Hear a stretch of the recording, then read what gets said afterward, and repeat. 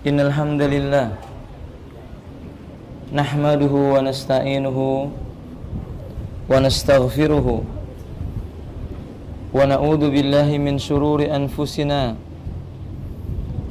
wa min sayyiati a'malina man yahdihillahu fala mudilla lahu wa man yudlilhu fala hadiya lahu. Asyhadu an la ilaha illallah wahdahu la syarika lah wa asyhadu anna Muhammadan abdullahi wa rasulullah. Allahumma salli ala Muhammadin wa ala alihi wa ashabihi wa man tabi'ahum bi ihsanin ila yaumiddin, amma ba'du. Bapak dan Ibunda sekalian rahimani wa rahimakumullah, kita lanjutkan kajian fikih keluarga kita atau kajian kita pada bab ini, bab fikih pada pertemuan hari ini. Pada pertemuan yang lalu atau sebelumnya, kita telah membahas bab tentang air, kemudian wudu, dan yang semisal daripada itu. Pasal berikutnya yang kita akan jelaskan adalah bab tentang, masih ada kaitannya dengan toharah. Sebentar.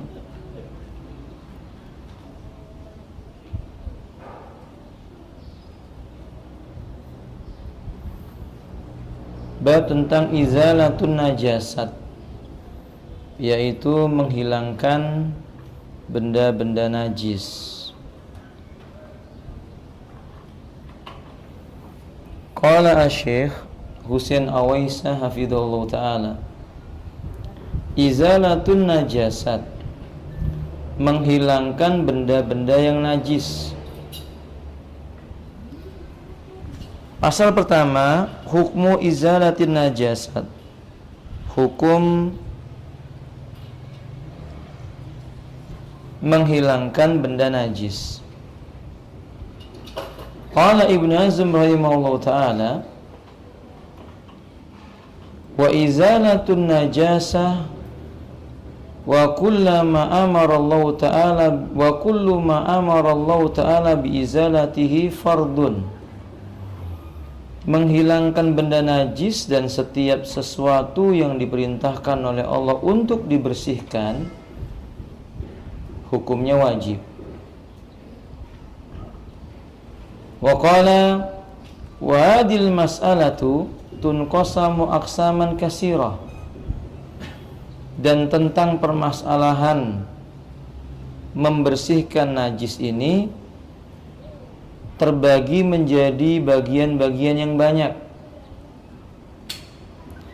Yajma'uha anna kulla syai'in amara Allah ta'ala ala lisani Rasulih sallallahu alaihi wasallam bijtinabi aw ja'a nasun bitahrimihi aw amara kadzalika biguslihi aw maskhihi faqulu dzalika fardun ya'si man khalafahu. Kata beliau, setiap segala sesuatu yang Allah tabaraka wa ta'ala telah menyebutkannya melalui lisan Rasulullah sallallahu alaihi wasallam untuk dihindari, atau nas yang menjelaskan tentang haramnya, atau perintah untuk mencuci dan mengusapnya, semua itu menunjukkan hukumnya wajib. Orang yang menyelisihinya, dia dianggap durhaka. Lamma dzakarna qablu min anna ta'atahu ta'ala wa ta'ata Rasulillah sallallahu alaihi wasallam fardun, sebagaimana kita mengetahui yang telah disebutkan oleh beliau, mentaati Allah, mentaati Rasulnya hukumnya wajib. Karena Allah dan Rasulnya memerintahkan kita menghilangkan najis, dengan demikian hukum menghilangkan najis adalah wajib. Pasal kedua, qaidatun jalilatun jami'atun fi tadhirin najasat. Ada sebuah kaidah yang tinggi yang mencakup segala perkara yang berkaitan dengan mensucikan najis.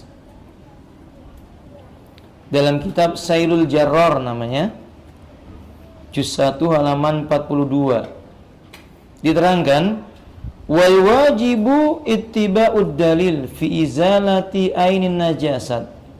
Yang wajib bagi seorang mukmin mengikuti dalil Quran maupun sunnah pada perkara menghilangkan sebuah jenis najis. Fama warada fil ghusl hatta la yabqa minhu launa wala raiha wala ta'am. Seperti sesuatu yang disebutkan tentang mencuci, sehingga tidak tersisa darinya sesuatu pun, warnanya, baunya, rasanya. Ini maksudnya kalau ada nas yang memerintahkan dia harus dicuci bersih sampai nggak terlihat bekasnya sama sekali, ya kita ikuti. Karena dalika wa tathiru, berarti itu menunjukkan begitulah cara mensucikannya. Wa ma warada fi sabbu awil rassu awil hattu awil mashu alal ardi aw mujarradul masyi fi ardi tahiratun kana dalika wa tathiruhu. Kalau ada nas yang memerintahkan najis yang ini cukup disiram, cukup diperciki, atau cukup dikerik, atau cukup diusap, atau digosokkan di permukaan bumi, atau cukup berjalan di atas bumi, debu akan mensucikannya, maka kita menganggap itu sudah bagian cara mensucikan najis. Maksudnya begini Bapak, mensucikan najis itu tidak boleh menurut kita. Ada najis A, cara mensucikannya seperti ini. Najis B, cara mensucikannya seperti ini. Cukup dengan cara begitu atau begini. Berarti itu yang kita ikuti. Seperti seseorang yang menjumpai sendalnya, bagian bawahnya terkena kotoran binatang. Mensucikannya tidak perlu harus disiram dengan air. Digosokkan di permukaan bumi, itu sudah dianggap apa? Suci. Karena ada nas yang menjelaskan tentangnya. Wa qad sabata fi sunnati anna an-na'la alladhi yusibul qadru yutahhiru bil mashi. Sesungguhnya telah tetap dalam sunnah Nabi, sendal yang bagian bawahnya menginjak kotoran atau benda yang najis, cukup dengan menggosokkan di bumi itu sudah dianggap suci. Wa huwa minal mughallatati istilahan. Wa kadzalika warada fi sabi idza asabal qadr indal masyi 'alal ardi qadaratun annahu yutahhirul murur 'ala ardi tahiratin. Sebagaimana juga kalau ibu-ibu bajunya panjang, Waalaikumsalam, sampai menjuntai ke tanah, lalu bajunya melewati kotoran, selama baju itu tetap menempel di tanah, diseret, debu-debu yang ada di hadapannya sudah dianggap mensucikan. Ini Islam demikian. Kita tidak bicara bersih ya, tapi kita bicara apa? Suci. Karena suci belum tentu apa? Bersih. Oke? Seperti debu itu kan suci, tapi debu bukan kebersihan. Debu juga kotor. Faham maksudnya? Nah, kata dia. Sebaliknya, benda bersih belum tentu apa? Suci. Benda bersih belum tentu suci. Makanya yang kita terangkan di sini adalah kesucian. Wallahu ta'ala alam bishawab. Jadi kaidahnya, suci dan tidaknya sesuatu dan cara mensucikannya hanya bisa diketahui melalui keterangan Quran dan Sunnah. Salisan. Tathhirun najasat, cara mensucikan najis. Yang satu adalah al-ghadiratu awil ghaid. Kalau najisnya itu merupakan ghaid. Ghaid itu kotoran manusia. Wa tuzalu indal istinja'i bil ma'i awil hijarati wa nahwi. Kalau ini terjadi pada diri manusia ketika dia BAB misalnya, maka menghilangkan najisnya itu dengan cara istinja, menggunakan air. Kalau dia nggak menjumpai air, dia bisa melakukan apa? Istijmar, menghilangkan kotorannya itu dengan menggunakan batu. Kalau dia nggak menjumpai adanya itu, dia boleh pakai warakah, kertas, daun yang kering, nggak apa-apa, boleh. Tisu, tidak ada masalah. Amal ma, adapun dalil yang menunjukkan bahwa harus dengan air, kalau ada air, firman Allah Subhanahu wa taala di dalam surah At-Taubah 108.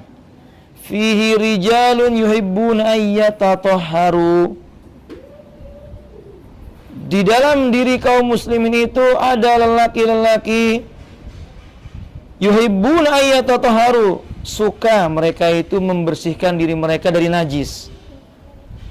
Maksudnya membersihkan diri dari najis itu adalah mensucikan bekas kotoran ketika dia BAB itu menggunakan air. Ya. Asbabun nuzul ayat ini, sababun nuzulnya adalah Nabi berkata, nazal hadil ayat fi ahlil Kuba. Ayat ini turun untuk ahli Kuba, penduduk Kuba. Fihi rijalun yuhibbuna ayyatatahharu. Di dalam ahli Kuba itu ada lelaki-lelaki yang menyukai membersihkan dirinya dengan cara bersuci. Qala, kata Nabi, kanu yastanjuna bil ma'i fanazalat fihim hadil ayah. Mereka ahli Kuba itu kalau cebok atau istinja menggunakan air. Makanya dipuji oleh Allah. Orang yang bersuci menggunakan air itu dipuji oleh Allah Taala. Kemudian Anas bin Malik radhiyallahu taala anhu qala, kana an-nabiy sallallahu alaihi wasallam idza kharaja li hajati aji'u wa ana wa gulam ma'ana idawatun min ma'in yakni yastanji bihi. Kata Anas bin Malik, dahulu apabila Nabi sallallahu alaihi wasallam itu keluar ingin menunaikan hajatnya atau buang air besar, maka aku akan datang bersama seorang anak kecil membawa satu ember air. Maksudnya beliau membawakan air itu digunakan untuk beristinja. Nah, berarti yang paling afdol Bapak bersuci karena sebab BAB itu menggunakan air. Wa amma hijara, bagaimana dengan batu? Boleh kalau manusia tidak menjumpai air atau dia sedang sakit tidak bisa terkena air, dia menggunakan batu atau tisu. Berdasarkan ucapan Nabi sallallahu alaihi wasallam dalam riwayat Imam Muslim, la yastanji ahadukum biduna salasati ahjarin. Janganlah salah seorang di antara kalian membersihkan bekas BAB-nya itu dengan menggunakan bilangan batu yang kurang dari 3. Ini menunjukkan bukti boleh orang itu beristijmar, bersuci menggunakan batu, dan jumlah batunya berapa? Salasah, 3 buah batu. Itu minimal. Ya kalau seandainya dia melihat itu belum bersih, dia boleh lebih daripada itu. Tapi bilangannya dengan bilangan yang ganjil. Aisyah radhiyallahu taala anha berkata bahwa Rasulullah sallallahu alaihi wasallam bersabda, "Idza dhaba ahadukum ilal ghaid falyastatib bisalasati ahjar fa inna tujzi'u anhu." Kata Rasulullah, apabila seorang di antara kalian pergi hendak buang hajat, hendaklah dia itu membersihkan dirinya dengan menggunakan 3 butir batu, karena yang seperti itu sudah mencukupi baginya. Wallahu a'lam bishawab. Kemudian apabila rahimani Allah, timbul pertanyaan, bagaimana kalau menggabungkan kedua-duanya, tisu dan air? Ini lebih afdol. Syekh Shalih Al-Utsaimin mengatakan kalau manusia bisa menggabungkan 2 perkara ini, tisu kemudian dengan air, hada atyab wa athhar, jauh lebih baik, jauh lebih mensucikan dirinya. Limada li'anna yadahu la yamassa mubasyaratan ala al-qadarati, karena tangannya tidak akan menyentuh langsung najisnya itu. Nah, ini lebih afdol. Jadi gunakan tisu dulu kemudian baru apa? Air. Wallahu alam bishawab. Timbul pertanyaan yang kedua, bagaimana menggunakan tulang belulang? Apakah boleh bersuci menggunakan tulang binatang atau kotoran binatang? Fanayun Nabi sallallahu alaihi wasallam anil adami warrausi dalun ala jawazi masiwahu mimma tuzalu bin najasat. Ada sebuah riwayat yang menyebutkan larangan dari Nabi menggunakan tulang dan kotoran binatang. Nabi larang itu. Nah, dari sini kita mengatakan berarti selain tulang dan kotoran binatang boleh. Selain tulang dan kotoran binatang boleh. Kayu misalnya atau yang semisalnya daripada itu tidak dilarang. Tapi berbeda pendapat para ulama tentang daun yang masih berada di pohon. Di Saudi dilarang memetik apa? Memotong pohon, memetik satu buah daun gitu di sana dilarang. Itu dendanya besar itu, Pak. Di Saudi Arabia itu kalau kita itu metik daun itu dendanya lebih besar daripada seorang yang nyerempet motor orang gitu. Itu besar sekali dendanya. Nah, Bapak dan Ibu sekalian rahimanillah, karena memang pohon itu di sana langka gitu. Sulit sekali. Saya punya teman datang ke rumah orang Saudi melihat tanaman di pot milik saya, diminta dibawa pulang. Benar dibawa pulang ke Saudi dan itu senang sekali sebuah pohon. Cuman pohon apa itu, Pak? Ya apa tanaman umumnya tanaman gitulah. Dia bawa pulang ke sana, 3 bulan kemudian dia telepon, pohonnya mati. Minta dikirimin lagi kan gitu ya, nah katanya. Masya Allah. Karena memang ya benar sekalian memang di sana dibutuhkan gitu. Dibutuhkan apa namanya itu sesuatu yang hijau dan semisalnya. Nah dari sini maka para ulama mengatakan nggak boleh memetik daun di sana. Apalagi digunakan untuk apa? Beristinja. Yang boleh itu daun yang sudah jatuh, yang sudah mengering. Wallahu ta'ala a'lamu bissawab. 6. Kemudian berikutnya, kalau ini darah, kalau itu tadi adalah bersuci dari sebab ghaid, kotoran manusia. Berikutnya adalah bersuci dari damul haid. Wa tadhiru damil haidi minas saubi bihaqqihi bidil'i wa ghusli bima'in wa sidrin aw sabun wa nahwihi summa yandaul ma' fi sa'iris saubi. Cara mensucikan kain yang terkena darah haid dengan cara dikerik atau dikucek, disiram air sedikit yang dicampur dengan sabun ataupun daun sidrin lalu dibilas. Nah, ini jelas.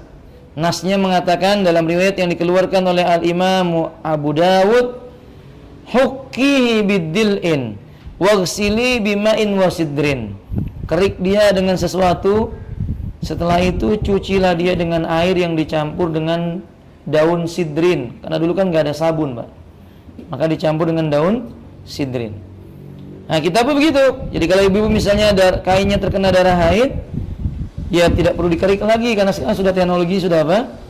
Mutakhir, sudah masya Allah, teknologi sudah maju dan sebagainya. Ya ibu-ibu boleh cuman direndam dengan deterjen, kemudian dikucek, lalu dibilas dengan air, suci sudah.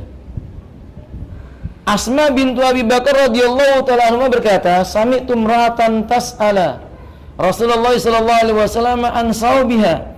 Saya mendengar ada seorang wanita bertanya kepada Rasulullah sallallahu alaihi wasallam tentang kain bajunya. Idza taurat min haidiha kaifa tasna'u bi? Kalau seandainya bajunya terkena darah haid, gimana cara mensucikannya? Qala in ra'aiti fihi daman, kalau engkau lihat darah haidmu menempel pada kain bajumu, fahuki, dikerik. Summak rasihi bima'in, kucek dengan air sedikit.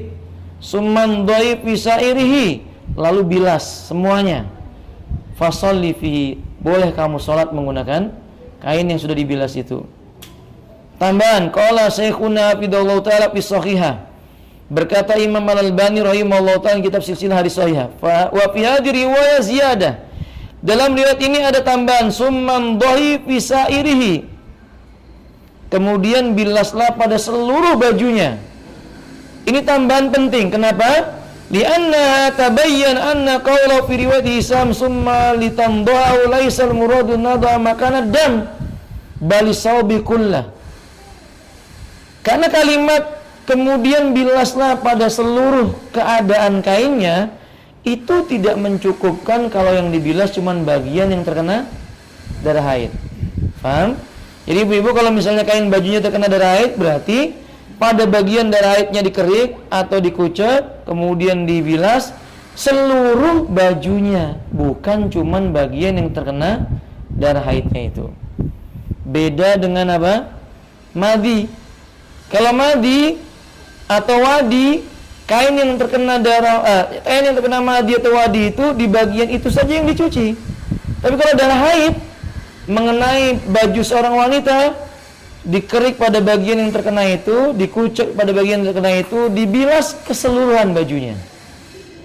Wallahu alam bishawab. Loh, kenapa begitu Ustaz? Ini namanya ibadah. Di mana ibadah itu terkadang nggak bisa diterima oleh akal. Yang terkena darah cuma sedikit kok, yang dibilas semuanya Ustaz. Ya demikian Nabi menganjurkan.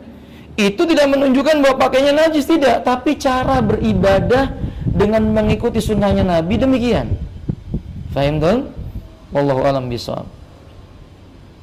Taib. Berikutnya al-ina'ul ladzi waligha fil kalb. Cara mensucikan bejana yang dijilat atau seekor anjing minum di dalamnya. Wa yakunu dzalika bi ghusli sab'a marrat ulahunna biturab. Awwalahunna biturab. Dicuci bejana yang dijilat oleh anjing atau anjing meminum dari air yang ada di bejana itu sebanyak 7 kali. Salah satunya menggunakan tanah. Atau pertama kali mencucinya sebelum air itu menggunakan tanah.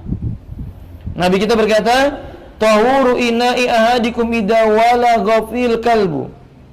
Sucinya bejana salah seorang di antara kalian bila seekor anjing menjilatnya, ayyaghsilahu sab'a marrat awwalahunna biturab. Agar dicuci bejana itu 7 kali.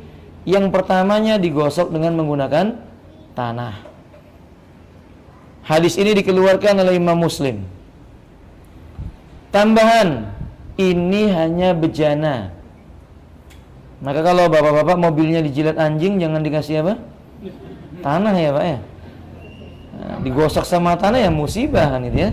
Nam kadalik. Dan memang tidak ada nas yang menjelaskan hal itu. Sama dengan kulit kita lah. Kalau mobil aja nggak dibegitukan, sama dengan kita. Kalau kaki kita dijilat anjing tidak perlu dicuci sebanyak 7 kali dengan pertamanya menggunakan apa? Tanah enggak. Itu hanya bejana saja. Mengapa hanya bejana? Wallahu alam bishawab. Wa ma atakumur rasulu fakhudhuhu wa ma nahakum anhu fantahu. Apa yang datang kepada kalian dari Rasul ambillah, dan apa yang Rasulullah SAW itu melarangnya maka tinggalkanlah. Karena enggak datang nas untuk mencuci kecuali pada bejana sebanyak 7 kali. Kita enggak perlu mencuci 7 kali selain daripada bejana. Yang keempat, al-baul. Tambahan. Bapak kalau misalnya ada seekor anjing datang ke rumah, duduk di lantai rumah, itu cukup disiram pada bagian yang dia duduk. Jangan seluruhnya disiram. Tempat di mana dia duduk itu yang disiram. Kita telah terangkan kepada ibu-ibu pada pertemuan-pertemuan sebelumnya. Jadi mensucikan lantai yang di anjing lewat atau kemudian ada anjing duduk di situ, yang dicuci itu 1 kali siraman itu pada bagian yang dia duduk saja. Nggak perlu diperas seluruh tempat, nggak perlu, karena nggak ada bukti bahwa itu terkena apa? Najis. Wallahu alam. Yang keempat, al-baul, air kencing. Bagaimana cara mensucikannya? Wa yutahharu al-baulu umuman bil ghusli. Umumnya air kencing itu disucikannya dengan cara disiram air. Wa minal adillati ala dzalika qaulu sallallahu alaihi wasallam. Dalilnya adalah ucapan Nabi sallallahu alaihi wasallam, wa baulul jariyati yughsal. Karena sebab terkena kencing anak wanita, dicucilah bagian yang terkena kencing itu. Kalau anak laki-laki tidak disiram, tapi cukup apa? Diperciki air saja. Wa ma idza kana baulu dzakarin radi lam yat'am. Tapi dengan catatan, bayi tersebut tidak memakan kecuali air susu ibunya. Belum makanan-makanan yang lain. Fayuqaffaqu fi bin nadhi kama taqaddama. Seperti tadi yang kita terangkan, cukup diperciki dengan air saja. Liqauli hadis sabiq baul gulami yundah. Kata Nabi, air kencing anak lelaki yang belum memakan apapun kecuali ASI ibunya itu yundah, cukup diperciki saja. Wallahu ta'ala alam bisawab. Wa ammal ardul lati yusibu wal baul, adapun bumi, tanah, lantai yang dia terkena kencing, fayatimmu tadhiruha bi akhdhi ma baila alai minat turab wa ilqa'ahu summa yusabbu ala makanil ma. Kata penulis buku ini, untuk menyempurnakannya adalah diambil tanah di sekitarnya, ditutupi dengan tanah, kemudian disiram di atasnya. Saya katakan ini nggak ada dalilnya. Yang ada dalilnya langsung disiram saja. Jadi nggak wajib harus ngambil tanah di sekitarnya, ditutup dulu baru disiram, atau disiram dulu baru ditutup dengan apa? Tanah. Enggak. Faham Bapak? Yang ada hadisnya begini. Abu Hurairah berkata, "Anna a'rabiyan dakhala al-masjida wa Rasulullah sallallahu alaihi wasallam jalisun." Bahwa ada seorang Arabi. Arabi itu maksudnya orang Badui, orang yang jauh dari perkotaan, orang yang tinggalnya jauh dari masyarakat, yang di gunung-gunung, dusun di pelosok-pelosok, namanya Arabi. Biasanya orang itu kalau jauh dari perkotaan, jauh dari ahlul ilmu, orangnya jahil. Tahu jahil, Pak? Bodoh tentang agama. Dan biasanya orang kalau sudah nggak ngerti agama, sikapnya itu selalu sembrono. Nah, makanya Bapak kalau ngelihat ada orang sembrono, boleh dipanggil apa? Badui, kan gitu ya. Arabi gitu ya. Nah, suatu ketika Arabi ini masuk ke dalam masjidnya Nabi. Ketika Rasulullah SAW duduk di masjid itu, fasalla rak'ataini summa qala, ia salat 2 rakaat, kemudian dia berkata, Allahumma arhamni wa Muhammadan, ya Allah rahmati aku dan juga Muhammad, wala tarham ma'ana ahadan, selain dari kami jangan dirahmati. Badui kan begitu kan, doanya dibatasi, aku dan dia saja, yang lainnya nggak usah gitu. Faqala Nabi SAW, maka Nabi berkata, laqad tahajjarta wasi'an, kamu sungguhnya telah apa? yakni menutup pintu yang luas. Summa lam yalbis an-nabala fi nahiyatil masjid fa asra an-nas ilaihi fa na'amun nabi sallallahu alaihi wasallam wa qala. Ternyata orang ini apa yang dia lakukan, Bapak? Orang ini pergi ke pojok masjid, di pojokan masjid dia kencing. Maka manusia pun marah, berdiri mau memukul. Nabi melarang, "Mahlan, jangan. Innama bu'istum muyassirin. Sesungguhnya diutus kita dalam beragama ini untuk memberikan keringanan, kemudahan. Walam tub'asu mu'assirin. Kalian diutus bukan untuk memberatkan orang. Sabbu alaihi sajlan min ma. Ambil air, tumpahkan saja di atas bekas kencingnya. Aw qala danuban min ma, atau 1 ember air tumpahkan di atas air kencingnya itu." Di dalam riwayat yang lainnya, ketika orang ini buang air kecil, sahabat datang mau memukul, Nabi melarang. Begitu orang itu telah selesai buang air kecil, Nabi mengambil air, disiram oleh Nabi sembari menepuk punggungan orang itu. In hadal masjid, ini masjid, la yasluhu illa lis-shalah, tidak pantas kecuali untuk salat, zikir, baca Quran. Sadar lelaki lalu berkata, "Ya Allah, rahmati aku dan Muhammad, wala tarham ma'ana hadan." Yang lainnya enggak usah. Gitu. Apa ini faedahnya, Pak? Dakwah itu dengan cara apa? Lemah lembut, santun. Kalau dakwah itu dengan cara kasar, biasanya orang lari, enggak mau nerima. Faedah yang kedua, kalau kita melihat orang berbuat kemungkaran, mencegah kemungkaran itu ada uslub, ada metodenya. Enggak asal langsung rampas, pukuli, enggak. Kadang-kadang cuma diberitahu, ini masjid untuk sholat, baca Quran. Bukan dirampas yang ada padanya kemudian dicampakkan, tidak. Justru orang akan lari dari apa? Dakwah. Faedah yang berikutnya, kencing di dalam masjid ketika itu disiram dengan air di atasnya, karena masjid Nabi berupa apa? Tanah. Belum berupa ini ini keramik. Di zaman Nabi tidak ada keramik ketika itu. Ini juga menunjukkan ibunda sekalian rahimanillah, etika. Ketika buang air kecil itu tidak boleh ditampakkan di hadapan orang. Yang dilakukan oleh orang Arab itu keliru. Saya ingin menasihati para ummahat, kadang sembrono, anaknya kebelet kencing, ibunya berkata, udah di depan saja, di depan. Di mana? Di halaman rumah, ya.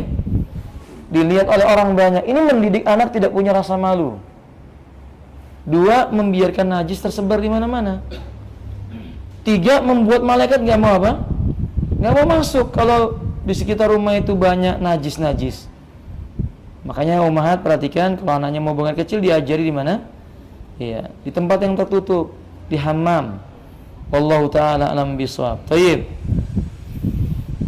Timbul pertanyaan, gimana Ustaz kalau yang terkena kencing itu di lantai? Apakah disiram air juga? Boleh disiram air. Boleh dia itu mengeringkan kencingnya kemudian dia pel saja, sudah cukup. Tidak harus dengan air yang tumpah. Jadi air yang basah di kain itu sudah boleh. Wallahu taala alam bisawab. Kemudian izalatul adha minad daili wasawb. Cara mensucikan ujung kain yang terkena najis, atau kain baju yang di bagian bawahnya yang terkena najis. Ummu Walad li Ibrahim ibni Abdurrahman ibni Auf berkata, annaha, Ummu Walad, tahu nggak maksudnya Ummu Walad itu? Ummu Walad itu artinya seorang budak yang dikumpuli oleh tuannya, kemudian lahirlah anak darinya. Karena kan budak itu tidak harus dengan akad nikah. Budak itu halal bagi siapa? Tuan yang memilikinya. Nah, kalau anak itu lahir darinya, anak itu nasabnya kepada siapa? Bapaknya, si tuannya. Makanya disebutkan Ummu Walad. Faham? Disebutkan Ummu Walad, ibunya anak tuannya. Begitu. Dan tanda-tanda kiamat di akhir zaman nanti akan banyak Ummu Walad. Banyak budak-budak yang melahirkan apa? Tuan mereka atau anak tuan mereka. Nasallallahu ta'ala assalamu alaihi. Tapi ada juga maknanya ini kiasan. Di akhir zaman nanti banyak anak-anak yang tidak pandai berbuat baik kepada orang tua. Orang tuanya dijadikan seperti budak. Mau anak-anak itu, coba perhatikan kita, masih kecil diurus oleh ibunya, mengalami masa haid ibunya yang ngurusin, mau nikah ibunya lagi, punya masalah dengan suaminya ibunya lagi, melahirkan anak ibunya yang ngurusin, cucunya udah besar ibunya lagi yang memelihara, sampai mau meninggal dunia pun masih sibuk memikirkan siapa? Cucu dari anak-anaknya. Kan ini namanya memperbudak siapa? Ibu-ibu, kan begitu. Kalau dahulu orang tua sudah disibukkan dengan ibadah, jangan diganggu. Sudah dekat masanya dengan apa? Ketemu dengan janji Allah Ta'ala. Dia sibuk ibadah, memperbaiki diri. Kalau tadi kepingin ketemu dengan cucunya sekedarnya saja. Sekarang kan enggak. Anak dititipkan kepada siapa? Si ibu. Bapaknya kerja, ibunya kerja, pulang-pulang dijemput, sudah akhir bulan ibunya dikasih uang. Ya Allah, ya Rabbana, alaysa hada min, bukan termasuk gambaran-gambaran bagaimana seorang ibu sudah mulai diperbudak oleh siapa? Anak-anaknya. Hati-hati ibu. Ya. Maka tentu kan nggak terbayang ya kalau ibu-ibu pada hari ini, gimana nanti saya ya? Apakah anakku seperti ini? Kan nggak terbayang. Yang namanya ibu itu pasti bayangannya nanti di akhir tua disayang anaknya, diberi kesempatan ibadah, diberi tempat untuk bisa tenang, sibuk mengkoreksi kesalahan di masa lalunya. Ya kalau ibu-ibu pada hari ini masih disibukkan dengan ngurus apa? Cucu-cucunya, kapan ibadahnya? Mau sholat, cucunya menangis. Sahih? Mau baca Quran baru dapat 2 ayat, cucunya udah naik ke atas pundaknya. Masya Allah. Baru mau sholat maghrib, datang anak sama menantunya, sungkan kalau nggak ikut nyapu, kan gitu. Sungkan sama menantu, akhirnya mertua ikut nyapu rumah. Masya Allah, la quwwata illa billah. Perhatikan ini ibu-ibu, ini termasuk tanda-tanda apa? Sudah ada belum pada zaman sekarang? Ya, dekat sudah kiamatnya ya Pak ya? Nangka tadi. Itu belum punya cucu. Oh, masyaallah. Untung belum punya cucu kata Bapak. Tayyib kalau sih. Ala kulli bunda sekalian, Bapak sekalian, ini penting diketahui. Nah, kita kembali kepada permasalahan. Bagaimana ini? Ummu Walad li Ibrahim ibni Abdurrahman ibni Auf. Ummu Waladnya Ibrahim bin Abdurrahman bin Auf berkata, "Anna salat Ummu Salamah." Dia bertanya kepada Ummu Salamah, zaujan Nabi sallallahu alaihi wasallam, istrinya Nabi sallallahu alaihi wasallam. Ini istri beliau yang usianya paling tua. Nabi itu istrinya yang paling tua usianya ketika masih bersama dengan Nabi adalah Ummu Salamah. Khadijah benar sudah tua, tapi beliau sudah wafat. Nah, kemudian istri-istri beliau yang banyak itu, yang paling tua adalah Ummu Salamah. Karena sudah lanjut usia, maka malam-malamnya Ummu Salamah diberikan kepada siapa? Aisyah radhiyallahu taala anha. Masya Allah. Kemudian ketika itu dalam satu riwayat disebutkan ditawari oleh Nabi kalau memang dia nggak sanggup dan minta diceraikan, tapi Ummu Salamah nggak mau. Ummu Salamah tetap mau bersama dengan Nabi. Apa maksudnya Bapak? Karena kalau seseorang itu berkumpul dengan Nabi, menjadi istrinya Nabi di hari kiamat, bakal tetap akan menjadi istrinya Nabi sallallahu alaihi wasallam. Ini keutamaannya. Wallahu alam bishawab. Baik kadzalik. Tambahan. Nah, kalau gitu gimana? Misalnya ada seorang wanita, dia menikah lebih daripada sekali. Nikah pertama suaminya meninggal, nikah lagi dengan yang kedua meninggal lagi, nikah lagi yang ketiga suaminya meninggal lagi, yang keempat pasti nggak mau mungkin Pak ya, takut kalau nanti meninggal lagi gitu. Wallahu alam bishawab. Misalnya demikian, pertanyaannya adalah nanti ini kepada siapa Bu? Pak, kalau seandainya nanti wanita ini meninggal dunia, yang mana suaminya? Yang pertama, yang kedua, yang ketiga, atau yang terakhir? Yang pertama, terdapat perbedaan, terserah ya Bu ya. Maka Bapak dan Ibu sekalian, di sini ada khilaf para ulama. Pendapat yang pertama mengatakan bersama dengan orang yang paling dia cintai. Karena Nabi mengatakan almar'u ma'aman ahab. Seseorang itu akan dikumpulkan bersama dengan orang yang dia cintai. Pendapat yang kedua mengatakan yang paling terakhir. Karena itu istri-istri Nabi nggak boleh menikah dengan orang lain sepeninggal Nabi. Seandainya istri-istri Nabi itu menikah lagi, maka tidak akan bersama dengan Nabi SAW menjadi istrinya. Sehingga pendapat yang kedua mengatakan dengan yang terakhir. Syekhul Islam bahkan berkata, bukti dengan yang terakhir, dialah yang paling dia cintai. Sebab kalau seandainya nggak dicintai, untuk apa dia menikahi? Faham maksudnya Bapak? Wadih? Kadzalik. Faham maksudnya? Nah, sebab itu ikhwati rahimani, para ulama mengingatkan, wanita yang ingin berkumpul dengan suaminya yang pertama, ya dia tidak boleh apa? Maka dia jangan apa? Menikah lagi. Tapi kalau dia mengatakan bahwa bisa jadi dia dapat yang lebih utama lagi, Abu Salamah lelaki soleh. Sampai ketika Abu Salamah meninggal dunia, Nabi mendoakan agar Allah mengganti yang lebih baik untuk Ummu Salamah. Ummu Salamah berpikir, siapa orang yang lebih baik daripada apa? Abu Salamah. Ternyata siapa? Nabi sallallahu alaihi wasallam. Oke? Nah, sehingga seorang wanita bila dia ditinggal wafat oleh suaminya, lalu dia berkeinginan menikah, pikirkan lagi. Kalau dia mau menikah lagi itu cari yang lebih soleh dari yang pertama. Nggak akan rugi. Dia akan berkumpul dengan lelaki yang soleh itu. Setelah dicintai semuanya, tetap dia akan dikumpulkan dengan yang paling akhir darinya. Fahim dong? Nah, wallahu a'lam bishawab. Ustaz, gimana kalau kasusnya yang pertama meninggal dunia, yang kedua bercerai, dikumpulkan dengan yang siapa? Ya, yang pertama. Karena dengan yang kedua bukan suami baginya. Insya Allah. Wallahu ta'ala a'lam bishawab. Faham, ummahat, ibu-ibu faham? Taib.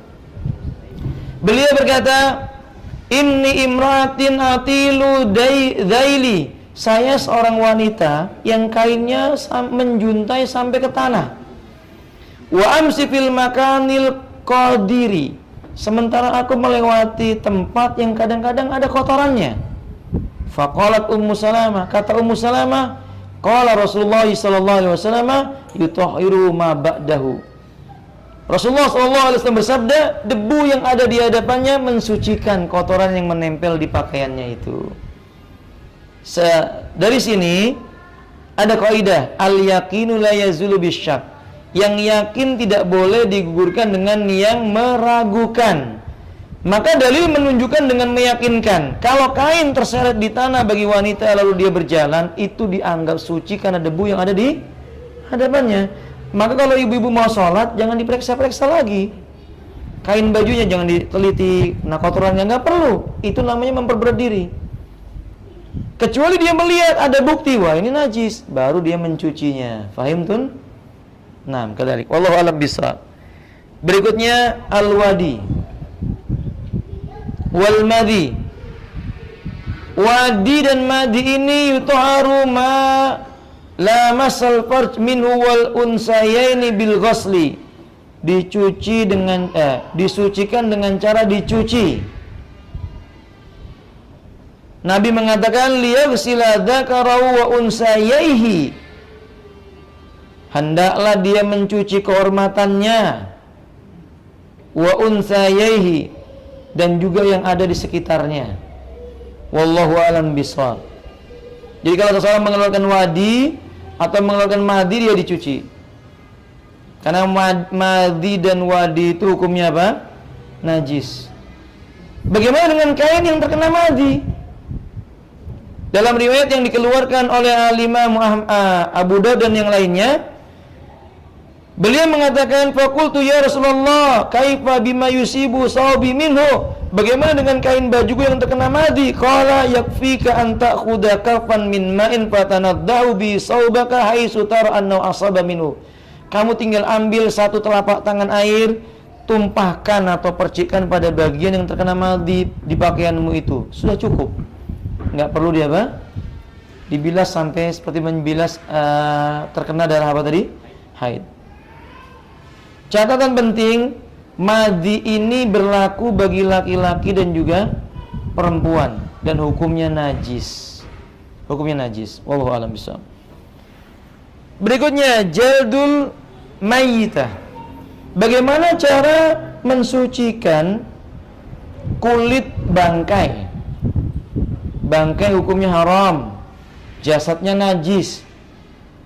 Tapi kalau bangkai itu yang asalnya binatang yang halal, sapi misalnya mati, kulitnya bisa disucikan.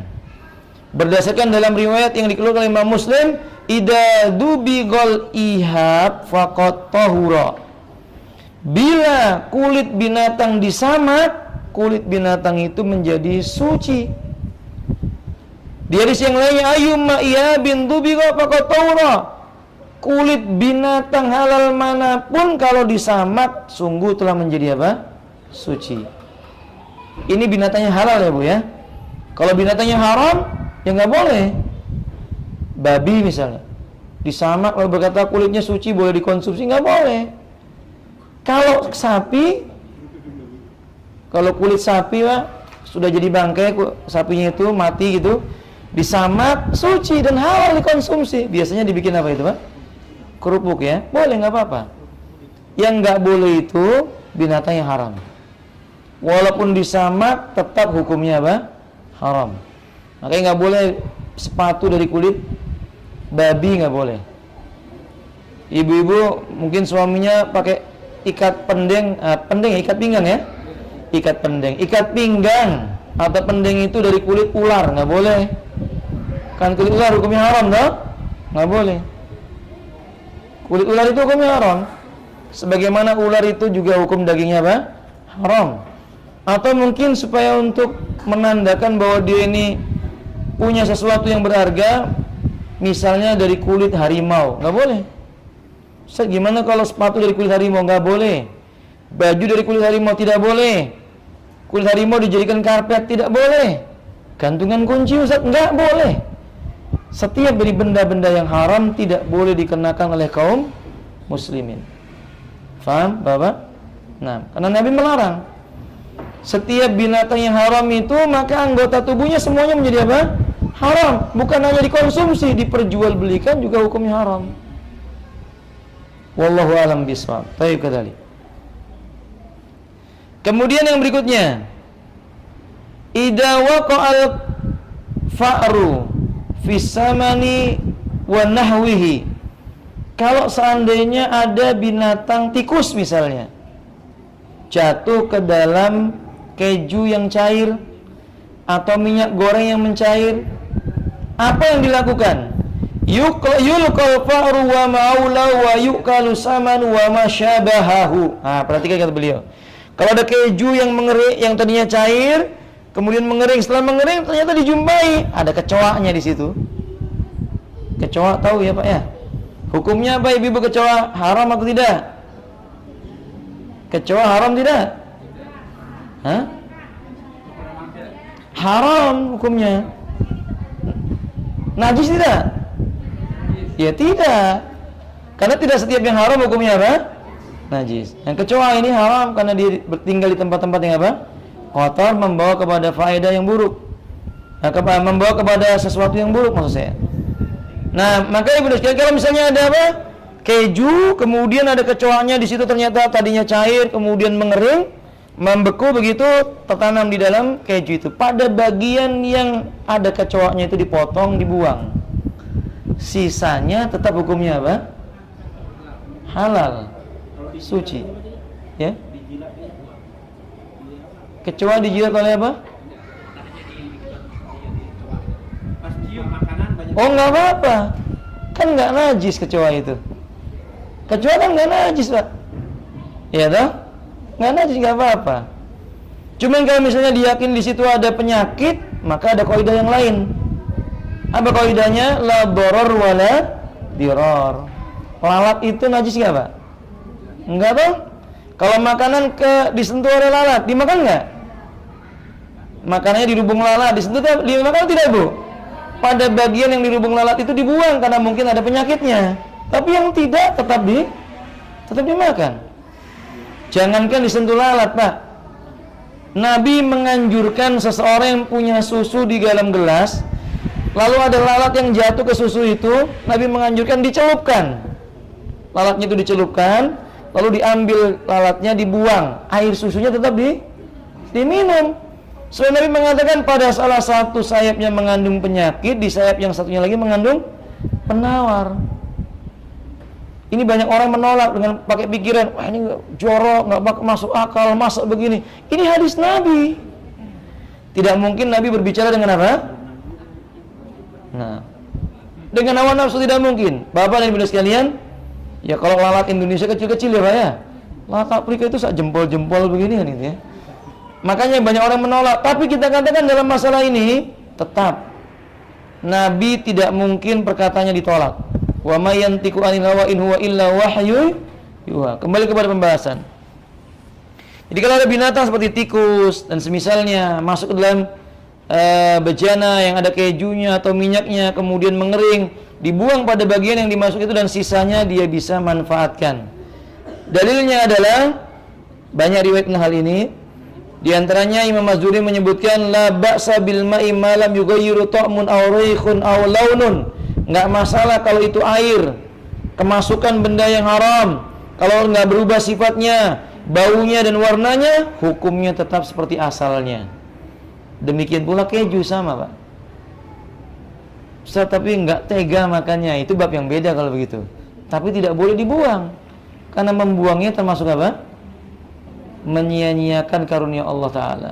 Innal mubadirina kanu ikhwan asyayatin. Sesungguhnya orang yang membuang-buang karunia Allah itu mereka saudara-saudaranya syaitan.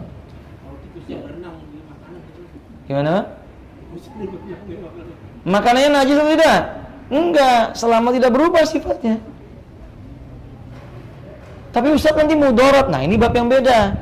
Tikus bisa menyebabkan penyakit apa itu, Pak? Pes.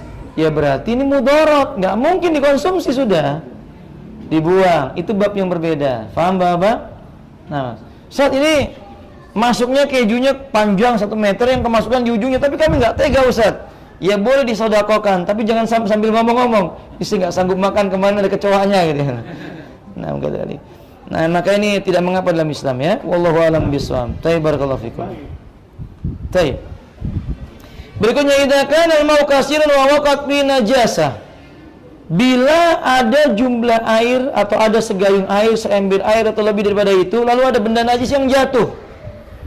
In kana al-ma'u lam yataghayyaru bin najasah fa huwa tahir. Jika airnya itu tidak berubah dengan benda najis yang jatuh ke dalam air itu, hukum airnya tetap suci dan mensucikan. Kolam renang yang kemasukan kucing, kalau baunya nggak bau bangkai, warnanya tidak berubah, rasanya juga tidak berubah, hukum airnya itu tetap apa? Suci dan mensucikan. Wallahu a'lam bishawab. Sebagaimana ikhwati rahimani wa rahimakumullah, dalil yang kita sebutkan pada pertemuan-pertemuan yang awal, al-ma'u tahurun la yunajjisu syai'un. Air itu suci dan mensucikan, tidak akan menajiskannya sesuatu apapun sampai berubah sifat asal air tersebut. Wallahu a'lam bishawab. Berikut ini ada seorang ulama yang ditanya, an bi'ri waqa'a fi kalbun aw khinzirun aw jamalin aw bakaratun aw jamalun aw bakaratun aw syatun. Sumur yang kemasukan onta atau kambing atau sapi atau khinzir babi atau kalb anjing, masuk summa mata fiya, kemudian mati di dalamnya, wadaba syara wa jilda wa lahmahu, daging-dagingnya itu sampai rontok karena sudah lama masuk, bulu-bulunya menyebar, kulitnya juga sudah hancur, ke dalam air itu dia masuk. Ditanyakan kepadanya, apakah wa waqa kullatain, sementara jumlah airnya itu tidak sampai 2 kula, airnya nggak sampai 2 kula. Fa kaifa yusna'u bihi, bagaimana memperlakukan air yang seperti ini?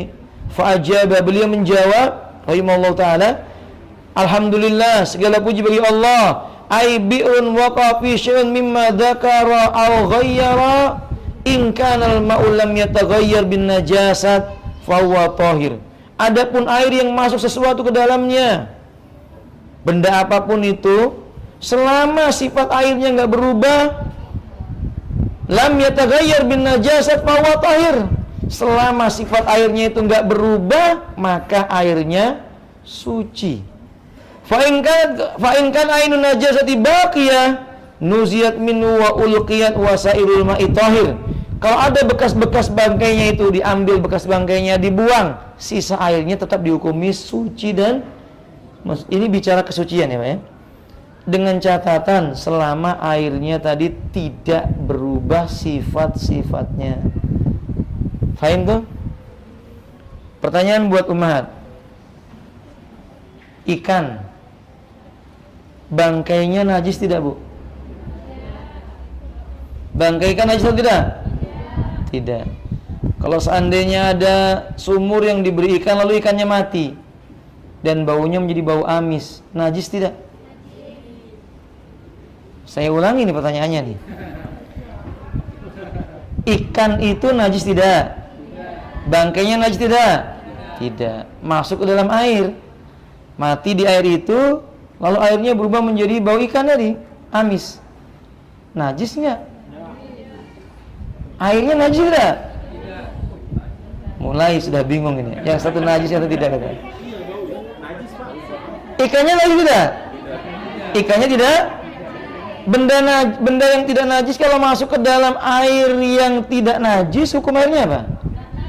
Suci. Ini kaidah yang dulu Bapak. Dah diganti dah. Air kemasukan benda yang tidak najis yang lainnya, sabun. Najis enggak Pak?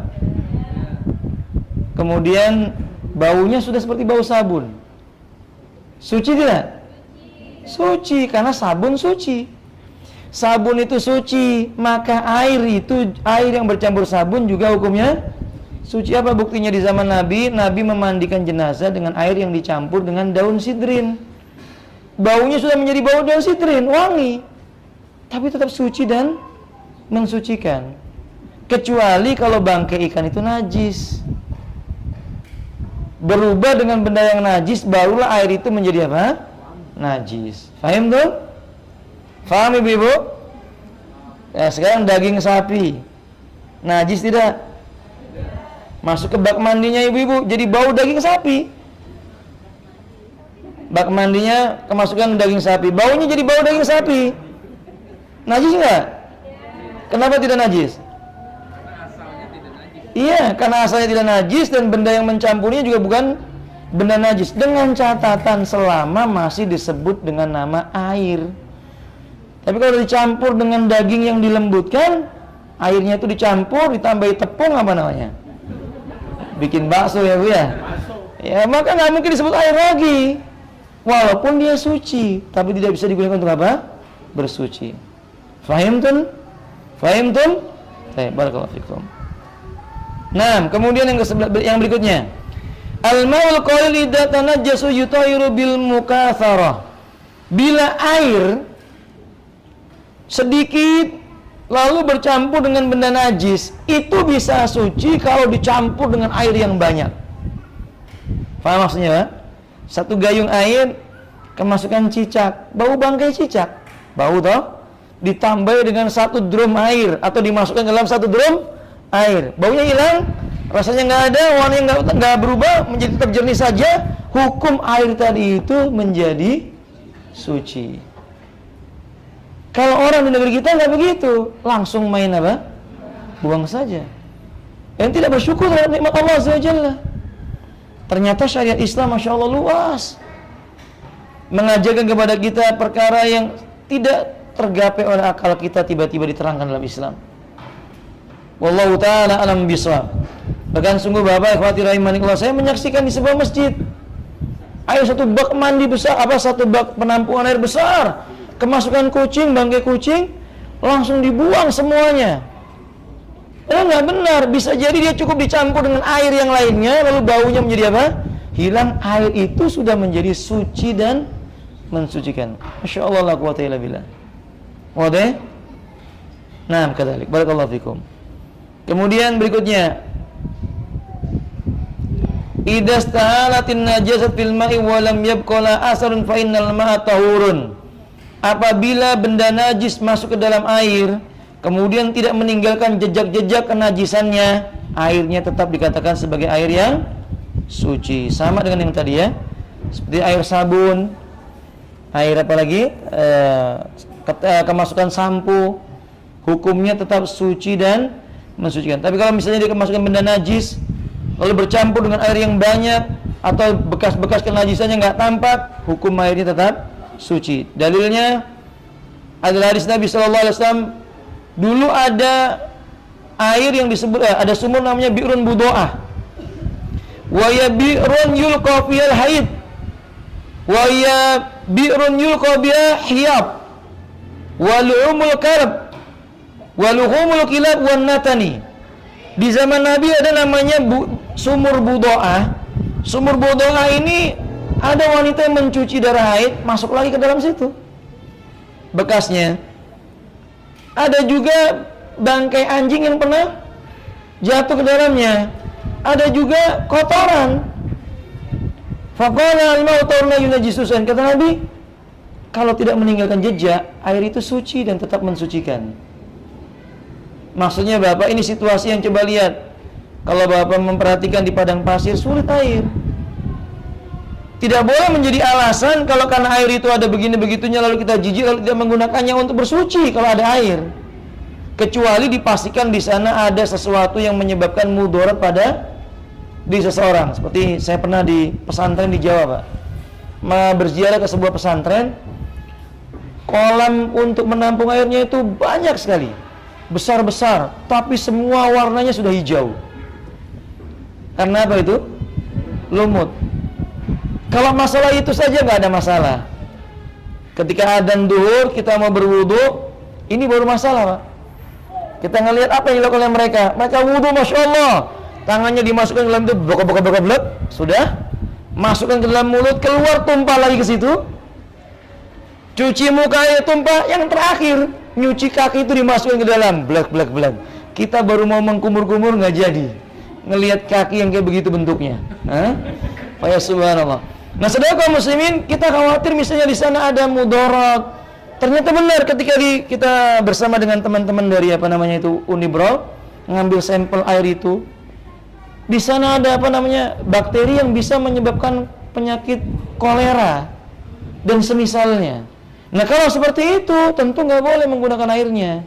Bukan karena bendanya itu najis, tidaknya. Kalau sucinya tetap apa? Suci, tetapi permasalahannya menyebabkan kemudaratan. Ternyata benar, Pak. Hampir semua penghuni pesantren itu terkena penyakit apa? Kulit.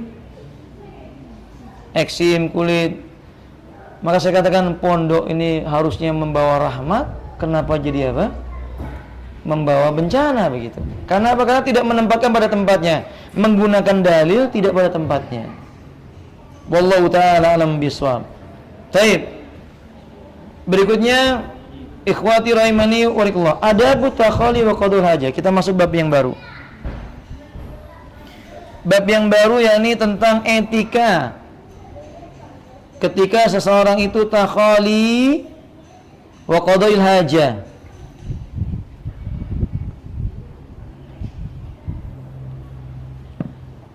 Etika seseorang buang hajat ketika berada di kamar mandi atau khala. Pertama, tidak disukai, Pak, di kamar mandi itu berlama-lama. Karena sering kita menjumpai orang di kamar mandi itu Masya Allah lama banget. Bahkan ada yang sambil baca koran. Allahu Akbar. Kamar mandi modern malah ada televisinya ya. Masya Allah, di kamar mandi nonton televisi. Padahal ketika mau masuk kamar mandi baca apa, Pak? Apa doanya ketika mau masuk kamar mandi? Bismillah, Allahumma inni a'udzubika minal khubuthi wal khaba'is. Dengan nama Allah, jadi minta pertolongan kepada Allah. Ya Allah, aku berlindung denganmu dari kejelekan setan betina, khaba'is itu, dan kotoran-kotoran najis. Minal khubuthi wal khaba'is, dari kotoran-kotoran najis dan setan-setan betina. Berarti di sini ada faedah. Setan jin senang tinggal di mana? Iya, di kamar mandi, WC. Yang senang berlama-lama di kamar mandi ini perlu dipertanyakan, ini lagi berteman dengan jin sepertinya. Nah, kadalik. Nah, bisa aja kalau beliau itu berada di khala, beliau cepat-cepat keluar. Ini terutama nasihat bagi para ibu-ibu ya. Jangan sampai di kamar mandi ditambahi dengan apa? Senandung. Sudah di kamar mandi bersenandung 2 jam pula, Allahul musta'an. Ini termasuk perbuatan yang dilarang dalam Islam. 2, tidak boleh ngobrol di dalam apa? Kamar mandi. Illa, kecuali hajatun bainal mutazawwijaini. Hajat yang terjadi antara suami istri, enggak apa-apa. Nabi pernah bersama Aisyah mandi satu kamar mandi, satu bejana. Lalu Aisyah berkata, dakni ya Rasulullah, sisakan buatku. Karena ketika itu Nabi menggoda Aisyah ketika mandi, seolah-olah dikira oleh Aisyah airnya mau diapakan? Dihabiskan. Lalu kata Aisyah, jangan dihabiskan, sisakan buat aku. Terjadi dialog antara Nabi dengan siapa? Aisyah. Ini dibutuhkan, nggak apa-apa. Tapi kalau di kamar mandi sambil telepon, Masya Allah, ya nggak boleh. SMS, ini musibah ya. Handphone sambil dibawa ke kamar mandi. Allahu Akbar, ini musibah akhir zaman. Ini nggak boleh ya, nggak boleh ngobrol di dalam kamar mandi, tidak dibenarkan.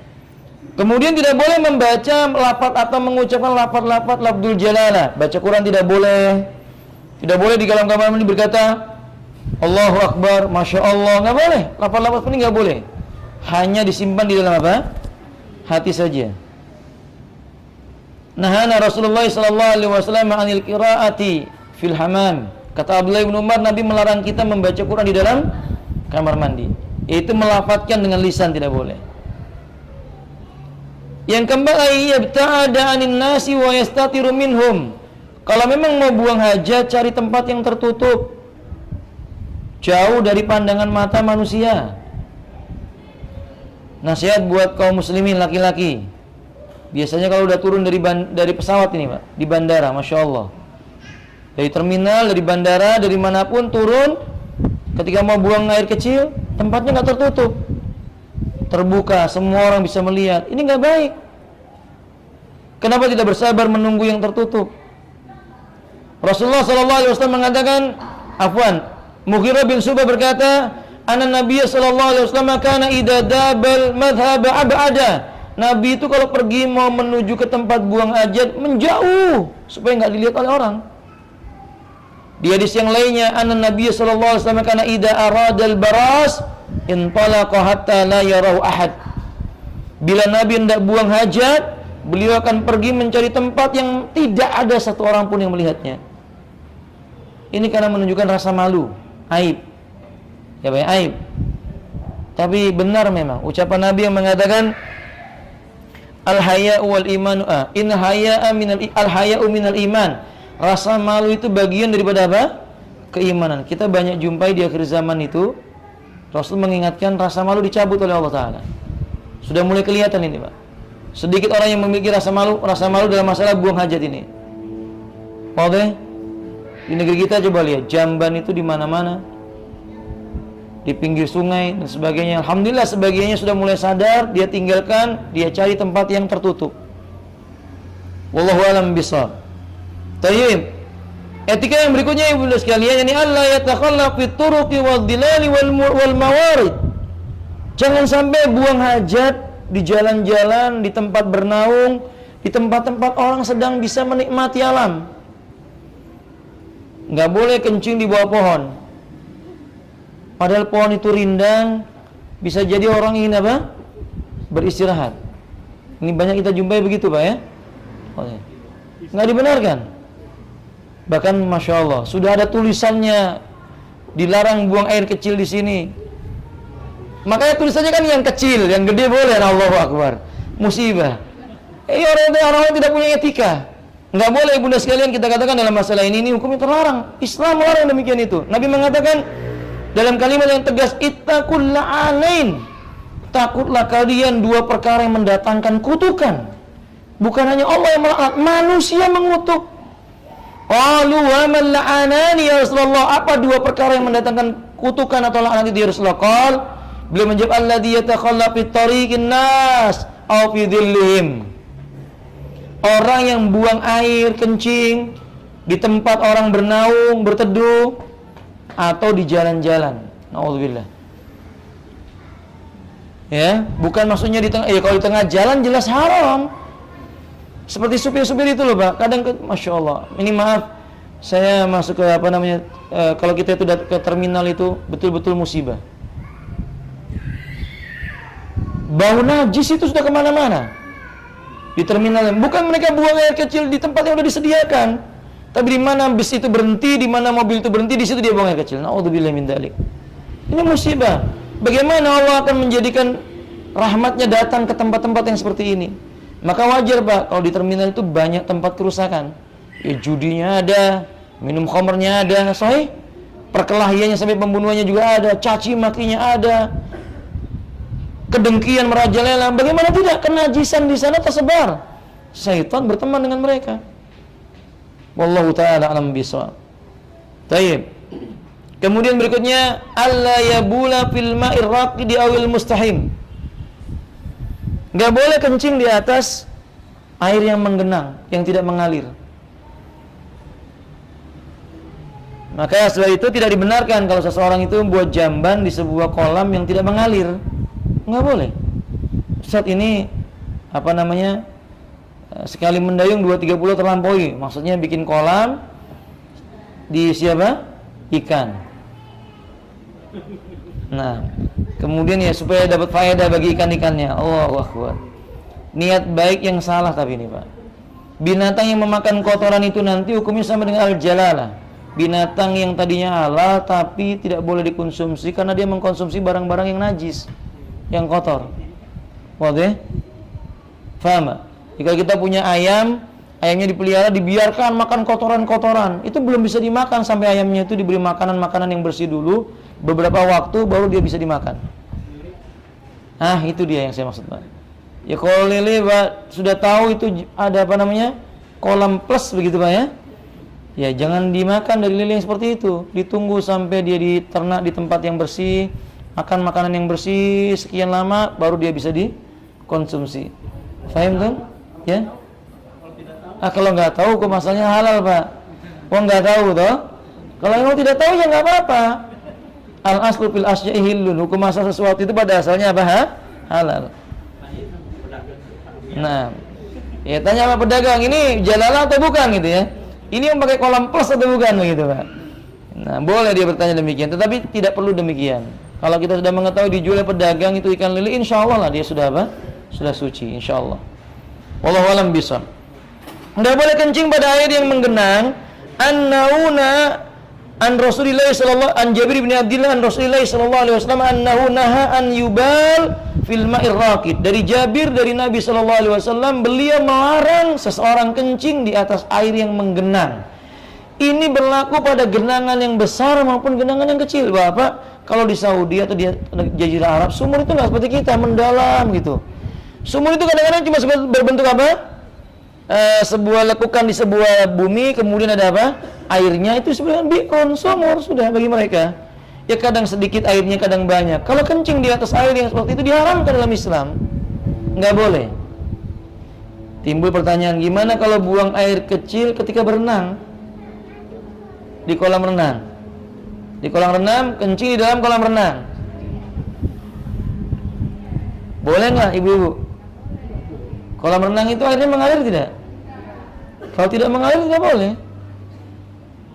Kalau tidak mengalir tidak boleh. Mengalir Ustaz cuma diputar-putar saja, ya sama aja, nggak boleh. Yang boleh kalau misalnya itu Sungai Mahakam gitu Pak, ya nggak ada masalah. Nggak akan berpengaruh pada apa? Air sungai tersebut. Insya Allah. Wallahu ta'ala alam bisawab, ya. Nggak boleh. Yang keempat, yang berikutnya, jawazul bauli fil ina'i awit tassati li maradin aw baradin aw nawi dzalik. Ya boleh seseorang itu buang air kecil menggunakan benda atau tempat, apa namanya itu Pak ya? Kalau ada orang sakit itu, oh iya, pispot. Dia boleh di situ, tidak dilarang. Yang dilarang itu pada airnya, bukan pada tempatnya. Dari sini kita bisa mengetahui berarti menggunakan pempes tidak dilarang. Diapes tidak dilarang. Pokoknya menggunakan popok itu tidak dilarang bagi orang yang apa? Sakit. Wallahu ta'ala alam bisawab. Yang berikutnya, Allah yarfa sawa hatta yadnuwa minal ardi hatta la tankashifa auratahu. Kalau dia mau buang hajat, hendaknya dia tidak mengangkat kainnya itu kecuali dia itu sudah benar-benar dekat dengan bumi. Ini kalau di zaman dahulu atau di tempat-tempat yang nggak ada tempat tertutupnya Pak. Jadi di padang pasir jauh, jangan dia langsung buka dan angkat, jangan, duduk dulu baru diangkat supaya auratnya tidak tersingkap. Begitu maksudnya. Sebagaimana disebutkan oleh Abdullah bin Umar, anan Nabi sallallahu alaihi wasallam kana idza arada hajah la yarfa sabahu hatta yadnuwa minal ardi. Nabi kalau mau buang hajat, beliau tidak akan mengangkat kainnya sampai beliau jongkok mendekat ke bumi. Riwayat ini dikeluarkan oleh Al-Imam Abu Dawud. Wallahu a'lam bishawab. Berikutnya, ayyakula inda dukhulil khala. Ketika mau masuk tempat buang hajat itu sebelumnya membaca bismillah. Allahumma inni a'udzubika minal khubuthi wal khaba'ith. Nabi berkata, satru ma bainal jin wa aurati bani Adam. Sesuatu yang menutup antara pandangan matanya jin dengan auratnya anak Adam idza dakhala khala.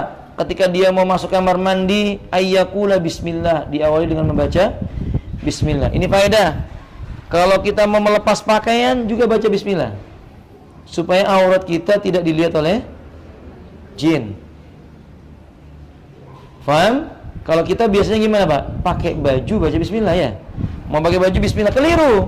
Bismillah itu ketika melepas kainnya.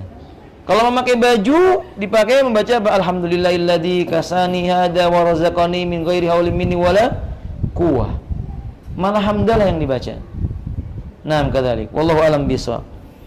Kemudian ikhwati rahimanillah, ada mustiqbalul kiblah. Usahakan ketika buang hajat itu tidak membelakangi atau menghadap ke arah kiblat. Jangan diarahkan atau membelakangi kiblat, tidak boleh. Abu Ayyub Al-Ansari berkata, qala Rasulullah sallallahu alaihi wasallam, idza ata ahadukumul ghaita fala yastaqbilul qiblata wa la yuwalliha dharau syarriqu au gharribu. Bila seorang di antara kalian mau buang hajat, jangan menghadap atau membelakangi kiblat, akan tetapi palingkanlah punggungnya itu, wajahnya itu ke arah timur atau ke arah barat. Ini karena di Madinah ya Pak ya. Kalau di negeri kita berarti ke selatan atau ke utara. BAB membelakangi apa namanya itu, kiblat terlarang, menghadap kiblat juga terlarang. Walaupun para ulama berbeda pendapat tentang larangannya. Ada yang mengatakan makruh, ada yang mengatakan haram. Yang jelas menghindarinya lebih afdol. Terutama di tempat-tempat yang terbuka, yang tidak ada apa? Dinding yang menutupinya, yang membatasinya. Wallahu ta'ala a'lamu bissawab. Terakhir, adamul istinja bil yamin, tidak boleh cebok dengan tangan kanan. Wa ta'awud minal bauli kay la yusibal badan wasiyab, dan juga harus menjaga ketika buang air kecil itu, satu, tidak boleh memegang dengan tangan kanan, tidak boleh cebok dengan tangan kanan, dan menjaga agar kotorannya tidak mengenai pakaian atau badan. Bapak, itu akan terasa ketika kita haji. Begitu banyaknya jumlah manusia, maaf, sudah berusaha pemerintah Saudi itu untuk menyediakan sekian banyak yang namanya khala, jamban, tapi tetap saja jorok. Faham Bapak? Maka itu kita harus perhatikan baik-baik. Jangan sampai kita sembarangan, nanti najisnya mengenai kain kita, mempengaruhi ibadah kita. Wadah? Nah, demikian. Wallahu ta'ala alam bisawab. Sampai di sini mungkin Bapak, mudah-mudahan bermanfaat. Kita bisa tanya jawab, kalau ada pertanyaan silahkan. Fadhal masykur.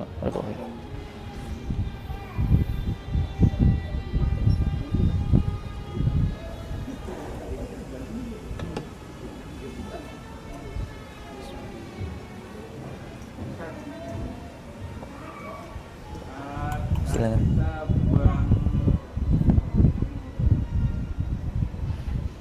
Gimana?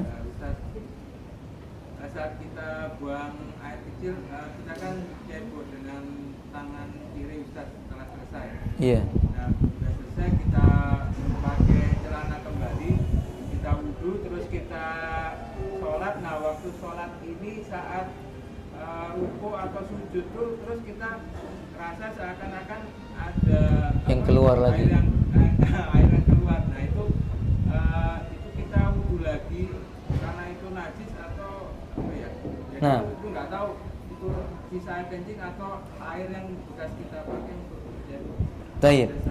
Barakallahu fiik. Ini namanya wadi. Wadi itu termasuk benda yang najis. Dilihat dulu keadaannya. Yang pertama, seandainya dirinya yakin itu adalah wadi, bukan perasaan ya. Kalau serasa seperti ada yang keluar, ini waswas syaitan. Tapi kalau ternyata benar-benar dia menjumpai mengeluarkan sesuatu, berarti najis. Dia harus mencucinya. Tapi kalau seandainya dia orang yang berpenyakit seperti ini, sering mengeluarkan apa? Wadi, bergerak sedikit keluar, maka orang tersebut berwudu, kemudian sholat. Setiap kali mau sholat, dia memperhatikan lagi anggota kain bajunya itu. Kalau ternyata kain bajunya itu ada wadi lagi, dia cuci dulu. Kalau enggak, maka enggak. Tapi di saat dia sholat mengeluarkan sesuatu tersebut, tidak perlu mengulang lagi. Ini termasuk penyakit yang ada pada dirinya. La yukallifullahu nafsan illa wus'aha. Allah tidak membebani seseorang kecuali sebatas kemampuan yang dia miliki. Faham yang saya maksud? Jadi, kalau Anda terbiasa ketika ruku selalu perasaan ada keluar itu diabaikan. Nanti ketika mau sholat berikutnya lagi, dilihat lagi, ada enggak keluarnya. Kalau enggak ada bekas-bekasnya, berarti tetap suci.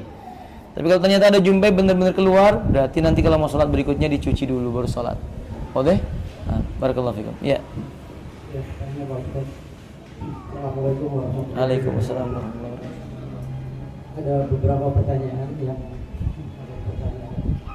yang pertama adalah apabila kita mau memakai alas kaki atau sandal yang kena najis, di awal tausiah ini disebutkan atau cukup digosokkan ke bumi. Iya. Padahal kita mungkin menginjak kotoran anjing yang baunya cukup menyengat gitu. Iya. Karena kalau digosokkan ke bumi aja, tadi dibilang itu sudah suci, padahal baunya belum hilang gitu. Iya. Apakah kita harus dengan air supaya menghilangkan bau itu? Itu yang pertama. Kemudian yang kedua adalah kita pernah punya rumah, kemudian rumah itu dikontrak sama orang yang sebetulnya dia tuh muslim, tapi pada pada ujung-ujungnya dia ada pelihara anjing gitu. Iya. Pelihara anjing, kemudian yang kami tahu bahwa anjing itu sudah pasti akan masuk rumah gitu, masuk dalam rumah. Kemudian pada saat kontrak itu habis, apakah kita harus mengepel seluruh lantai dan halaman-halamannya, Nah, sampai pokoknya gimana cara membersihkannya gitu. baik Pak. Ya, terus yang ketiga, Pak. Iya. Yang ketiga adalah di dalam Islam, setahu saya itu apabila kita mau buang air kecil itu disunahkan untuk jongkok atau duduk. Iya. Kebanyakan di tempat-tempat umum seperti airport, bahkan di masjid itu juga disediakan semacam urinoir, artinya Iya. kita buang air kecil sambil berdiri. Iya. Itu gimana hukumnya? Baik. Yang terakhir adalah BAB atau buang air besar menghadap kiblat.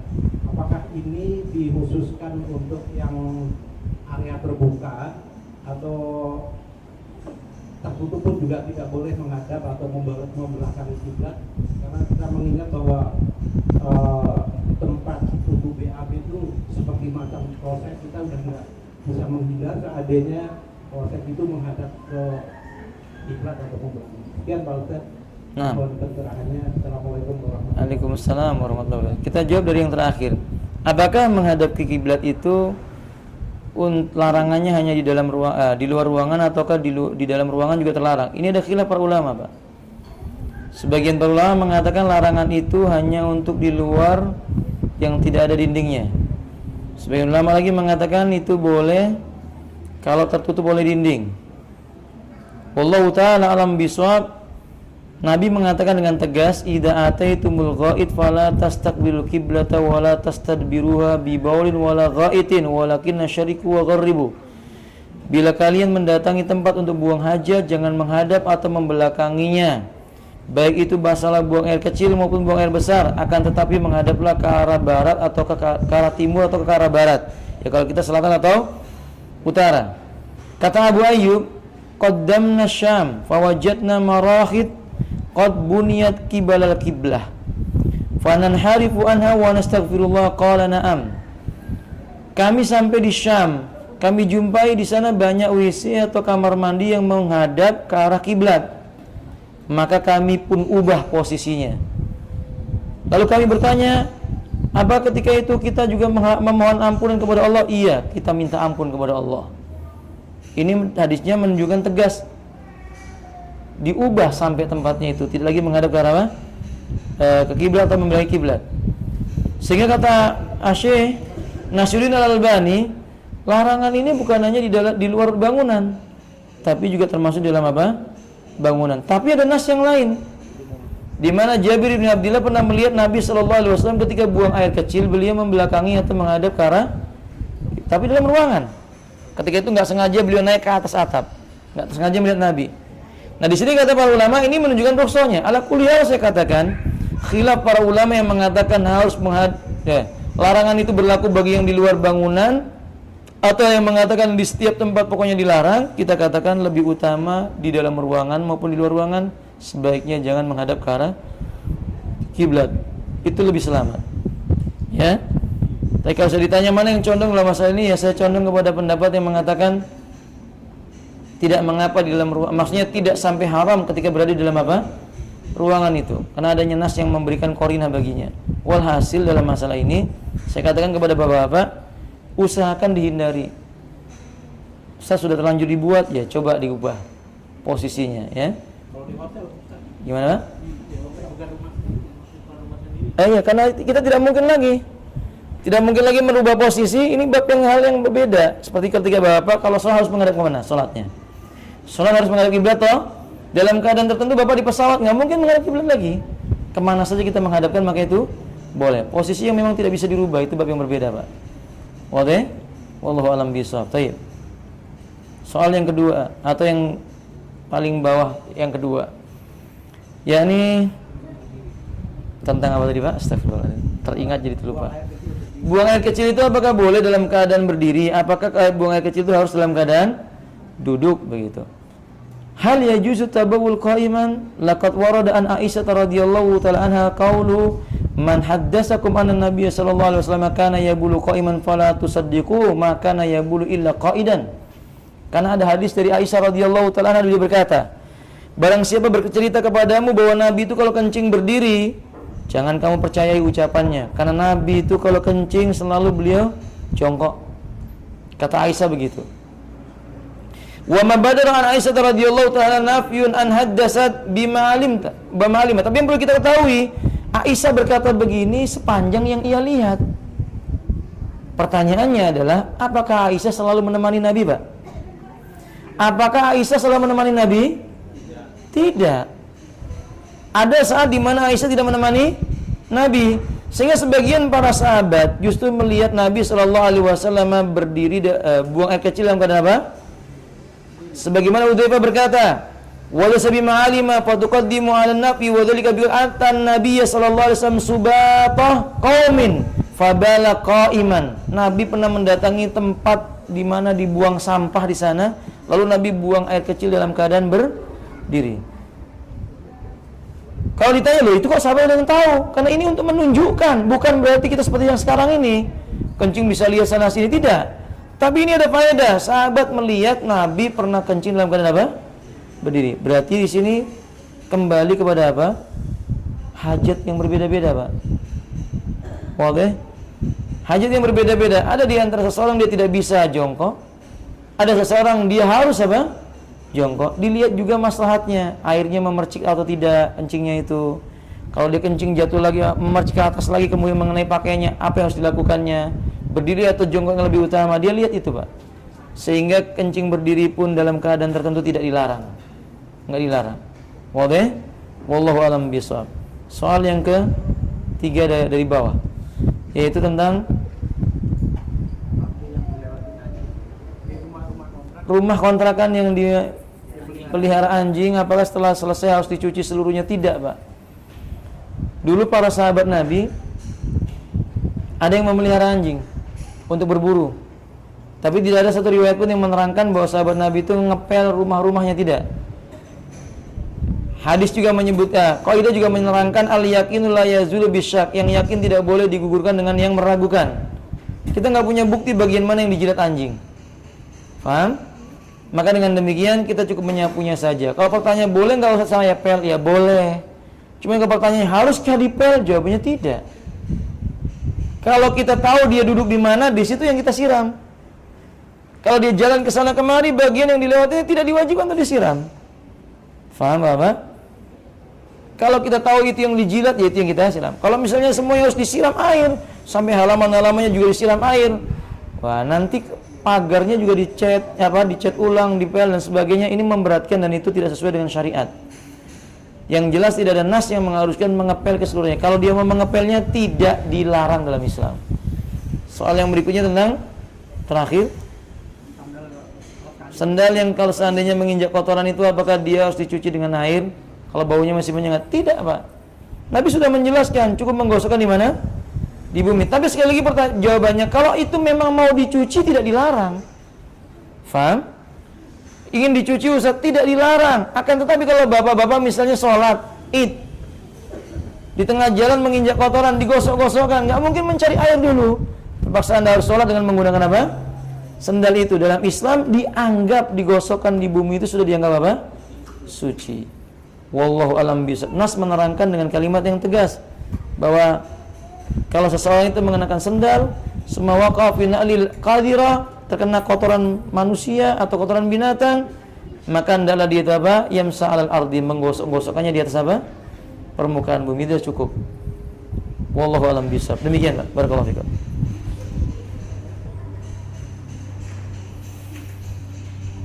Sudah tidak ada? Kalau nggak ada, kita cukupkan sampai di sini. Mudah-mudahan bermanfaat. InsyaAllah kita akan lanjutkan lagi di pertemuan yang berikutnya, InsyaAllah. Taib. Wa akhiru da'wana anilhamdulillahi rabbil alamin. Subhanakallahumma wa bihamdika asyhadu an la ilaha illa anta astaghfiruka wa atubu ilaik. Assalamualaikum warahmatullahi wabarakatuh.